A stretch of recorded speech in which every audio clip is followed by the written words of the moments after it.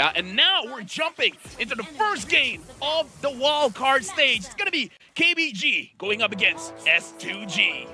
An interesting skirmish already at the start of the game. I'm definitely going to be putting my eyes onto the emblems first here. And this is going to be the war cry, by the way, for Sigibum. And for the other side, LMU Impure Rage. We've been seeing a whole lot more Impure Rage nowadays, by the way. And it does seem like it's kind of a swap here. So it's actually Saksa on the Nolan. What are your thoughts on this? You've seen Saksa before, back when he was in SMG. So I feel like Saksa is using the tankier junglers just because it's the meta, right? You kind of have to adapt to it. But Saksa is still pretty good on those assassins. And we look here, Tracy is trying to slow down S2G and try to actually make it so that Saksa is able to farm up much faster going up against Frederick. And now, Karo is low, and LMU goes in. He wants Karo. No, flickers forward. Saksa's still going to be able to steal away that green camp, and it'll be a little bit of an early invade for KBG, getting them in the lead and utilizing that clear speed of the Nolan. Even in the bottom lane, Wawa actually winning out against Sigibum here, and that's not really a good look for the Roger. This is a winning matchup for the Roger, and it does seem like for KBG, they want to continue with this pace. Already invading again, trying to go for the steal, and I think he did get it. It's a two-man Jeet Kune Do, and with that range, the additional speed, Saksa jumps into the back line, doesn't have the fracture, but will be able to chase Begin straight up first blood in the enemy jungle. Yeah, and now this is where Keep Best Gaming are gonna start the snowball. Sigibum, I feel like he's having a hard time trying to proc the war cry. Like, he has full proc there, but he's not going for the trade. Okay, getting pulled back, and KBG continue again as 2 kills on the board up against the Group A favorites. America, we talked about it. The more we say about one team, the opposite will happen. And we're seeing it showcase here. Keep Best Gaming having 2 kills over S2G, and now they have Pio on the turtle. Looks like they're going to get it for free. So now in terms of the goal lead, they're going to snowball a lot. And I got to talk about the Impure Rage on this Paramis. It's amazing for a lineup of S2G because now it deals on max HP. So the more HP that you have, the more damage the LMU will deal. I really wonder why he hasn't been able to hit level 4 yet. Kazoo is doing a good job. Tracy goes over to Jeet Kune Do, gets canceled down with the onward there. Not able to get the way the dragon fully on Karo. But Saksa wants to go in, has a fracture. Karo flickers out to safety. And KBG will be able to be comfortably in the lead in the first 2 minutes. Kazoo with a little bit of a steal there. Be fine. Sigibum, as at this point, looks like he's having trouble, but LMU already used it all. On the way, the dragon straight into the fracture. Saksa to be able to pick up 1 kill. Now, Spirit Destruction doesn't connect, but Kazoo's still going to be caught now as the passive keeps on going. Fraser's Wrath connects into LMU, and Kazoo's able to get out. Now, Tracy going for the chase under the turret, looking for the last kill onto him, but it will just be Tracy traded in. Maybe they can do something about it, because for now, S2G is losing all the lanes, but they're rushing this turtle. We'll try to get it now with the Fredrin. Tracy jumps into Jeet Kune Do, gets out with the Shunfu as well. Now, Karo has a time to wrap, but that's going to be penalty zone, locking him down with his way. The dragon actually brings them back all the way to damage for destruction as well, and that's going to be the steal for Saksa. Begin getting knocked up, and now straight into the collapse of KBG. 7-1. That's a good Shadow Stampede to bring Kazoo out of the turret as KBG continue this straight into the mid lane, giving Wawa all of the hits as Tracy zones him in the back. I like the tempo that Keep Best Gaming is playing. They're picking on the pace. Keep Best Gaming can get the turtle, doesn't matter. Kill Saksa. That's objective number 1. Okay, but in the bottom lane we can definitely see Wawa dealing a whole lot of damage. Frog Armor taken out, forcing the last Insanity before the team fight even starts. And Tracy finds a way to Dragon, brings Begin back to the team. See you doing a good job at zoning them.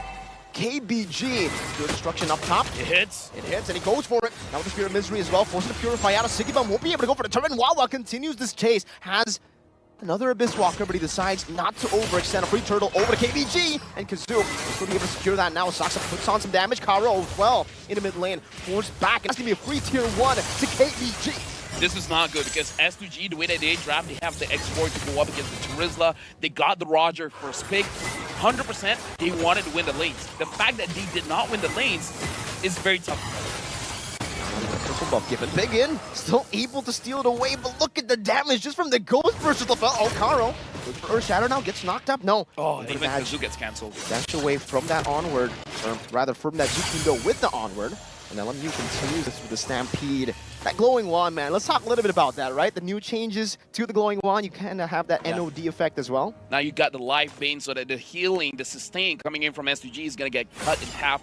The shields is going to get cut in half. And you still have the glowing wand passive where you're burning your opponents for their current HP. So even you're trying to recall, it's going to be very, very difficult. And now looking at the items here, 3 items for Saksa, a lot of on-hit damage. And looking at the Moscow, he's just a few hundred gold away from the 200 sword. And now he's completed his Demon Hunter sword. So in terms of power spike, Yikes. Keep Best Gaming has hit it. So now they can do whatever they want because they are at an end game point.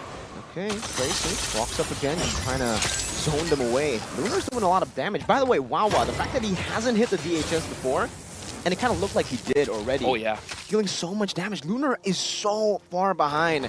The XP lane down, onward.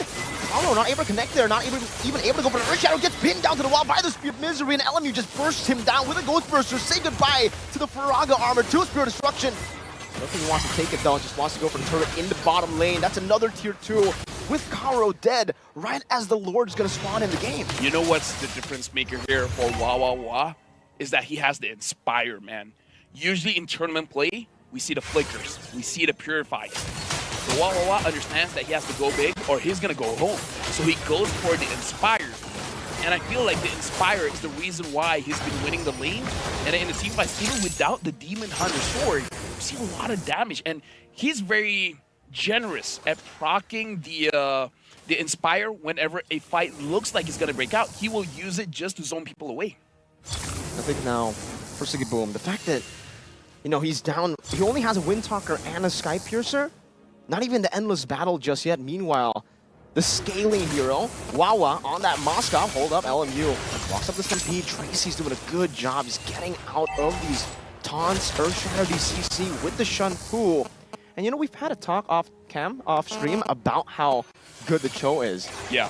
As XP or as damage dealer, but now as a roamer, it seems, is it Prio, Lapel? I feel like it's only Prio because Cho is one of those heroes you can't make a mistake on. So if you're really, if you have 300 games on a Cho, yeah, Prio, definitely. Okay, so these turrets, that splash they're gonna be able to get rid of it before the Lord even spawns in, by the way, or actually charges in. So KBG have a very, very good road. Wawa, they're gonna go for the Spear of Misery onto Siggy Boom, forcing him back once again. They're gonna go for the siege now. That's gonna be a good Earth Shatter and an onward combo. LMU forcing hop into Netherrealm. But look at the base turret, taking very low in the back. Oh, it's a fracture for Saksa as the penalty zone knocks them down. A Spirit of Destruction now pinning them down into the wall, but it's gonna be a good taunt there, and it will take Wawa down. Kazoo, that damage just chunking him down, but he's still able to survive. One tier 1 up top, taken down. They're gonna go for mid lane as well, but now Siggy Boom wants to go for chase, has the Lycan Pounds, gets kicked back by Tracy. An amazing disengage as they pick a base turret off.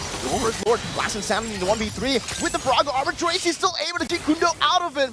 That additional range. Dude, the extra 20% range, it helped out a lot. Tracy was able to survive with the Jikundo, and I gotta say for Keep Best Gaming, good news, bad news. Bad news, yes, Wawa got taken down.